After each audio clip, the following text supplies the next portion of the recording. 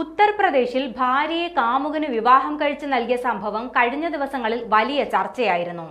അമ്പലത്തിൽ വെച്ച് ഭാര്യയെ കാമുകന് വിവാഹം ചെയ്തു നൽകുന്ന വീഡിയോ സമൂഹമാധ്യമങ്ങളിൽ വൈറലായതോടെയാണ് ഇക്കാര്യം ആളുകൾക്കിടയിൽ ചർച്ചയായത്. ഇതിന് പിന്നാലെ ഈ സംഭവത്തിൽ വലിയ ട്വിസ്റ്റ് ഉണ്ടായിരിക്കുകയാണ്. വിവാഹം കഴിച്ചു നൽകി ദിവസങ്ങൾക്കുള്ളിൽ തന്നെ ഭാര്യയെ ഭർത്താവ് തിരികെ വീട്ടിലേക്ക് കൊണ്ടുപോയി. 7ഉം 2ഉം വയസ്സ് പ്രായമുള്ള കുട്ടികളെ ഒറ്റയ്ക്ക് നോക്കാൻ സാധിക്കുന്നില്ലെന്ന് പറഞ്ഞാണ് ഭർത്താവ് ഭാര്യയെ വീട്ടിലേക്ക് തിരികെ കൊണ്ടുപോയത്. ഭാര്യയുടെ ഭാഗത്ത് തെറ്റില്ലെന്ന് തിരിച്ചറിഞ്ഞെന്നും അവളെ നോക്കേണ്ടത് തന്റെ കടമയാണെന്നും ഇയാൾ ഒരു ദേശീയ മാധ്യമത്തോട് പറയുകയും ചെയ്തു. തന്റെ മക്കളെ താൻ ഒറ്റയ്ക്ക് വളർത്തുമെന്നും ഭാര്യ കാമുകനോടൊപ്പം ജീവിച്ചോട്ടെ എന്നും പറഞ്ഞുകൊണ്ടാണ് ഉത്തർപ്രദേശിലെ ശാന്തിനഗർ സ്വദേശിയായ ബബ്ലു ഭാര്യയായ രാധികയെ കാമുകന് വിവാഹം കഴിച്ചു നൽകിയത്. ഭാര്യയ്ക്ക് വികാസ് എന്നയാളുമായി ബന്ധമുണ്ടെന്ന് മനസ്സിലാക്കിയ ബബ്ലു ഭാര്യയെ അയാൾക്ക് വിവാഹം ചെയ്തു കൊടുക്കുകയായിരുന്നു.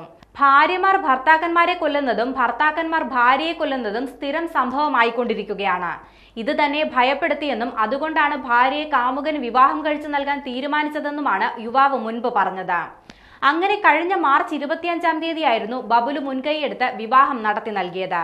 വിവാഹത്തിന്റെ വീഡിയോ സോഷ്യൽ മീഡിയയിലടക്കം വൈറലായതിന് പിന്നാലെയാണ് ഇപ്പോൾ ട്വിസ്റ്റ് ഉണ്ടായിരിക്കുന്നത്. വിവാഹം കഴിഞ്ഞ 3 ദിവസങ്ങൾക്ക് ശേഷം 28-ാം തീയതി രാത്രി ബബ്ലു വികാസിന്റെ വീട്ടിലെത്തി ഭാര്യയെ തിരികെ കൊണ്ടുപോകുകയാണെന്ന് പറയുകയായിരുന്നു. മക്കളെ ഒറ്റയ്ക്ക് നോക്കാൻ കഴിയുന്നില്ലെന്നും ഭാര്യയെ വിട്ടു നൽകണമെന്നും ഇയാൾ വികാസിന്റെ കുടുംബത്തോട് പറഞ്ഞു. ഇതോടെ വികാസിന്റെ കുടുംബം രാധികയെ ബബ്ലുവിനോടൊപ്പം പറഞ്ഞയക്കുകയായിരുന്നു.